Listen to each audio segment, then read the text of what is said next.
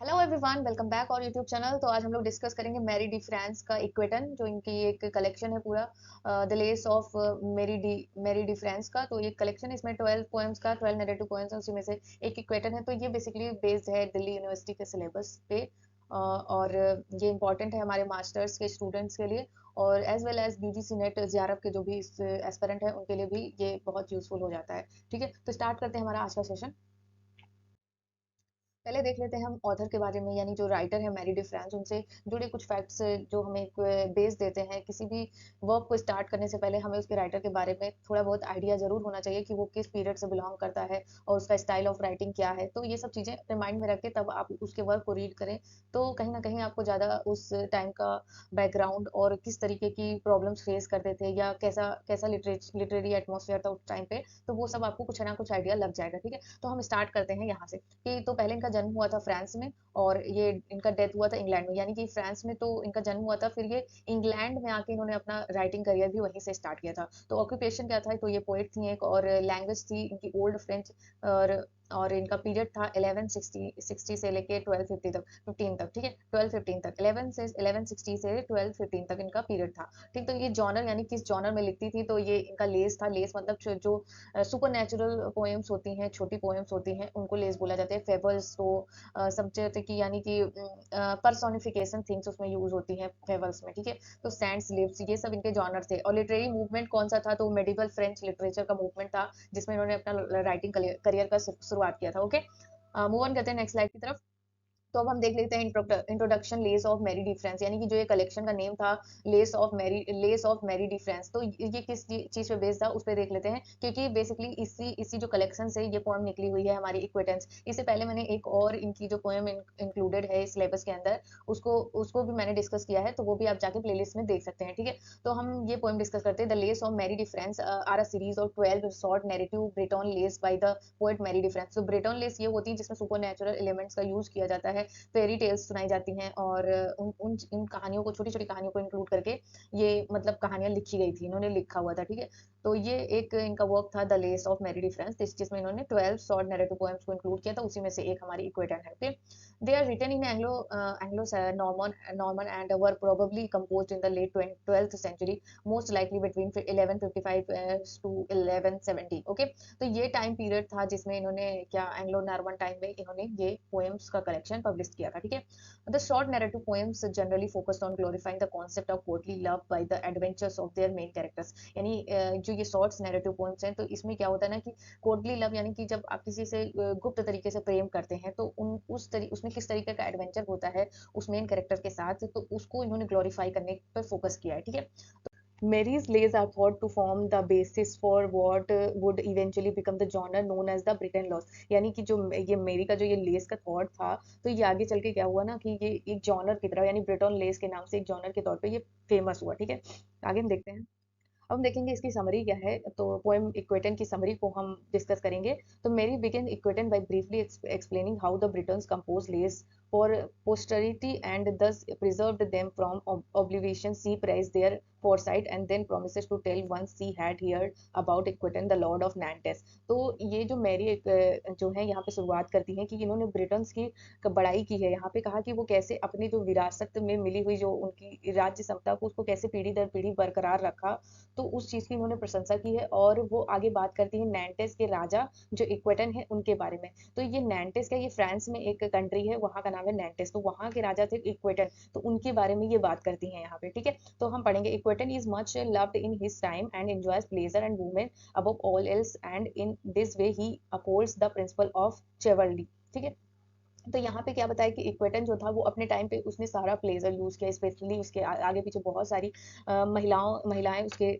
सेवा में लगी रहती थी, और वो महिलाओं के प्रति ज्यादा आकर्षित था, ऐसा इसमें दिखाया गया। ठीक है, तो Marie causes that love without sense और moderation puts the lover's life at risk. यानी कि इन्होंने यहाँ पे मतलब अवेयर किया है कि अगर लव जो होता है ना विदाउट सेंस हो, बिना मेच्योरिटी के हो, तो वो मतलब जो आपके लवर है उसकी जान के खतरे में डाल सकता है। ठीक है, एक एक Equitan is served well by loyal seneschal, a noble administrator who runs Equitan's lands while the lord is out hunting and at play ठीक है। तो जो सेनेस्चल जो था, जो इसको मतलब ये सर्व करता था इक्वेटन को अपने वो, ठीक है। तो वो मतलब एक एडमिनिस्ट्रेटर था कि मतलब जब राजा नहीं होता था यानी इक्वेटन नहीं प्रेजेंट होता था या शिकार पे जाता था तो उसकी भूमिका वो संरक्षक था, ठीक है। The seneschal is married to a particularly beautiful woman of whom the king has had much, यानी जो सेनेस्चल था उसने एक बहुत ही सुंदर महिला से शादी की थी जिसके बारे में किंग जो इक्वेटन था उसने बहुत कुछ सुन रखा था। Without meeting her he begins to desire her, and so one night on a return from the hunt decide to take logging at the seneschal home, यानी कि ये उससे बिना मिले ही उसने मतलब ये उसके अपने अंदर मन में एक इच्छा मान ली थी कि वो मतलब उससे मिलेगा उस लेडी से, ठीक है। इसीलिए वो क्या करता है, एक रात को ये डिसाइड करता है कि वो शिकार से अपने घर लौट के ना आके सेनेस्चल के घर में रुक जाएगा रात में, ठीक है। तो उस that night in meeting the lady, यानी उसी रात वह उस औरत से मिला यानी उस लेडी से मिला। He is stuck by love and grieved by the temptation to cuckold his loyal seneschal, यानी कि वो मतलब उसके लव को देख के उसके स्ट्रक हो गया वहीं पर। और बट वो मतलब मन ही मन ऐसे मतलब अपने जो सेनेस्चल जो उसका काफी वफादार लॉयल था उसके प्रति मतलब कि धोखा ना करते, इस वजह से वो काफी परेशान था, ठीक है। He spends a restless night debating the merits of pursuing an affair and beautifully ironic monologue convince himself that to pursue the lady would be or of birth to all involved. He resolves to pursue the affair. Okay, तो यहाँ पे क्या होता है कि इसने पूरी रात मतलब इतना इसके मन में इतना ज्यादा डिबेट चलता रहा, इतना कॉन्फ्लिक्ट चलते रहे, फिर ये निष्कर्ष इसका क्या निकलता है, ये अपने आप को कन्विंस कर लेता है कि वो अपने मतलब अपना अफेयर उस लेडी के साथ चलाएगा आगे, ठीक है। तो ये यहाँ पे निष्कर्ष निकलता है। The next day he sets off to hunt but turns back from a professed illness which upset his seneschal who wants the king to have a nice time while visiting. Of course the son's plan involves not illness but dalliance, and he invites the wife to his chambers when where he confesses his love for her. तो इसमें क्या होता है कि एक दिन क्या होता है, दूसरे दिन वो जाता है शिकार पे और बस इलनेस का बहाना बना के वो वापस आ जाता है। तो जिससे क्या होता है उसका जो वफादार आदमी था सेनेस्चल, वो काफी मतलब इससे परेशान हो जाता है कि जो किंग है वो सही नहीं है, वो अच्छा नहीं फील कर रहे हैं, ठीक है। तो इस लेकिन किंग जो था वास्तव में उसको कोई बीमारी नहीं थी, उसका तो दिमाग में कुछ और ही चल रहा था, वो गलत तरीके की चीजें सोच रहा था, यानी एक कह सकते हैं ना कि गलत तरीके का मोटिव उसके दिमाग में था। इस तरीके से उसने क्या किया, उस सेनेस्चल की वाइफ को अपने चैम्बर में इनवाइट किया और वहां पे उसने अपने लव को कन्फेस किया उससे। ओके, तो यहाँ पे इतना समझ में आ गया। नेक्स्ट चलते हैं।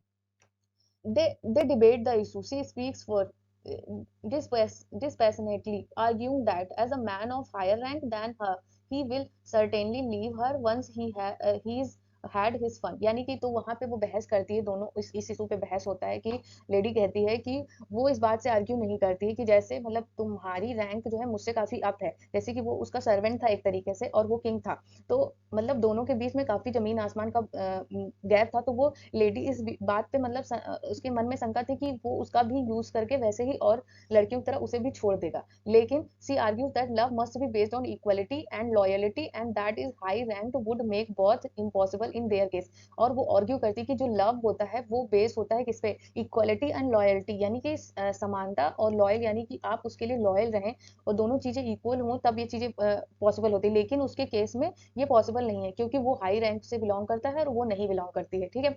He passionately retorts that such behavior is not courtly and that a wise and courtly lady such as she should be sought after with the most courtly behavior, यानी कि वहां पे कहता है कि जब वो किंग होता है वो कहता है नहीं, तुम्हें इस तरीके का बिहेव नहीं करना चाहिए, तुम काफी बुद्धिमान महिला हो, तुमको सोच समझ के इस पे बात करना चाहिए, यानी कि वो उसको एक तरीके का मतलब कन्विंस करने की कोशिश कर रहा है।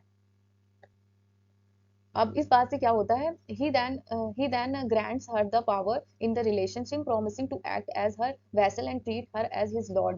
तो यहाँ पे वो क्या कहता है, ये कहता है कि नहीं, उसका जो लव है वो बहुत ही जेन्यून है, वो प्रॉमिस करता है कि उसके साथ वो मतलब बहुत ही लॉयल रहेगा, उसको एक वैसल की fight she argues that and they faithfully agree to carry out a secret affair that Marie assures us was later to be the cause of their death। यानी यहाँ पे फिर क्या होता है, दोनों लोग सहमत हो जाते हैं और अपना सीक्रेट अफेयर स्टार्ट कर देते हैं। तो मैरी यहाँ पे क्या करती है, जो अश्योर करती है कि जो मतलब जो आगे चलकर दोनों के लिए मतलब दोनों के लिए मुसीबत बनने वाला था, उनके डेथ का कारण बनने वाला था। तो हम आगे स्टार्ट करते हैं। Their relationship continues for a long time, इस तरीके से उनका रिलेशनशिप जो है चोरी छुपे चलता रहा। During which time the king often asked to be bled, अब मेडिकल टेक्निक होती है, okay, alone as a cover story for their assignation. Meanwhile, the seneschal continues to run the court, and the king's courtier grow concerned that the king is not pursuing a wife. Okay, तो यहाँ पे क्या होता है, ये दोनों अपने में बिजी हो जाते हैं और सेनेस्टियल किस तरीके से वो राज्य चला रहा होता है। तो सब लोग चिंतित थे कि मतलब आप मतलब क्यों मतलब किंग ऐसे बिहेव कर रहा है।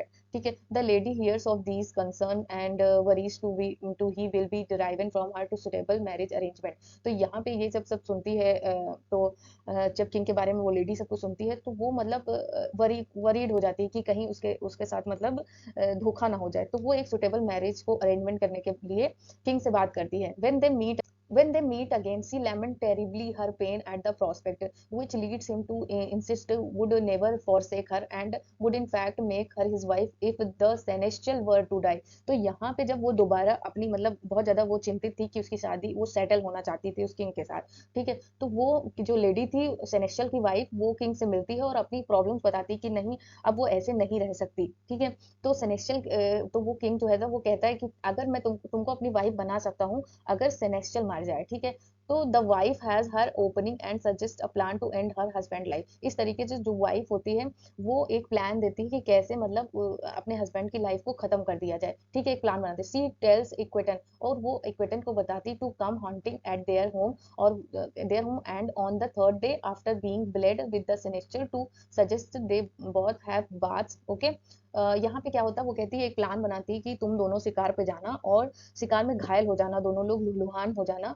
और वापस आना तो मैं तुम दोनों के नहाने की व्यवस्था कर दूंगी। ठीक है, the lady would make sure that the husband's water would be boiling hot so that he could die upon submerging himself and nobody would ever know who was the culprit. तो यहाँ पे वो क्या कहती है कि वो मतलब जानबूझ के अपने जो अपने हस्बैंड का पानी जो होगा वो खौलता हुआ कर देगी, जिससे वो जब उसमें जाएगा तो वो जल के स्वतः ही मर जाएगा और किसी को उन पर शक भी नहीं होगा। ठीक है, तो ये प्लान था उनका। अब हम नेक्स्ट देखते हैं। So 3 months later the plan is set in action. तो तीन तीन महीने बाद जो प्लान था वो एक्शन करने के लिए एकदम सेट था।